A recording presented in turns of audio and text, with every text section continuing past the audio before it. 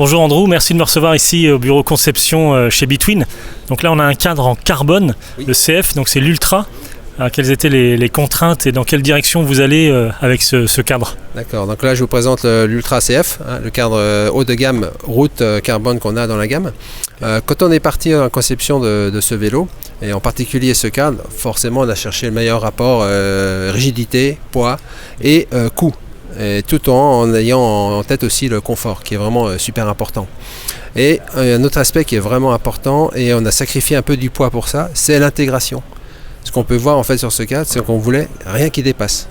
Donc on a des freins ici en direct mount qui sont plutôt intégrés, un collier de selle ici qu'on peut voir qu'on a découpé qui est intégré aussi, donc il disparaît.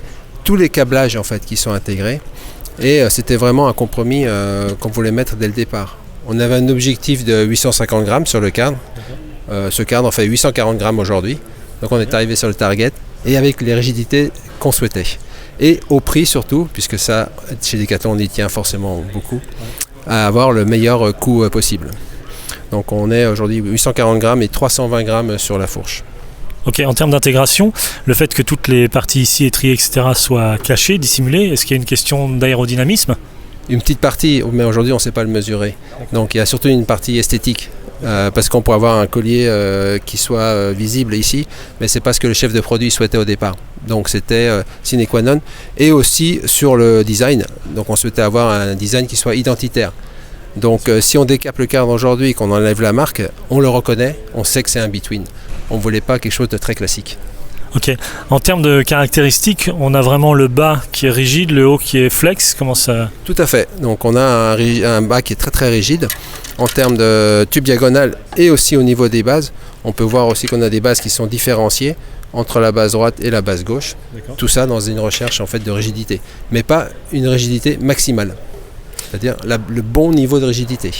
Le bon comportement du vélo. Exactement. Pour des performances, mais tout en restant confortable un minimum. Tout à fait. Et on ne cherchait pas non plus, entre guillemets, à mettre un morceau de bois, puisque ça, en fait, c'est difficile à emmener. Et on sait que par rapport aux clients aujourd'hui, aux utilisateurs, on savait quel niveau de rigidité on voulait atteindre. Donc ça, on l'a atteint avec, c'était à l'époque, 4 ou 5 itérations.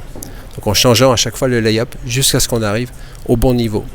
Ok, mais là on est plus sur un vélo qui est performance que endurance. Non, les deux, puisqu'en fait on a une tige de selle qui est plutôt flex, et le vélo aujourd'hui est très reconnu aussi pour son confort. Donc quelque chose qui est vraiment très très important. Donc, et nous-mêmes nous roulons sur Paris-Roubaix, on est dans les Flandres, autour des Flandres avec ce vélo, et on est super content. Ok, bah je te remercie beaucoup, merci pour toutes ces informations au sujet de ce cadre CF. Je t'en prie, merci.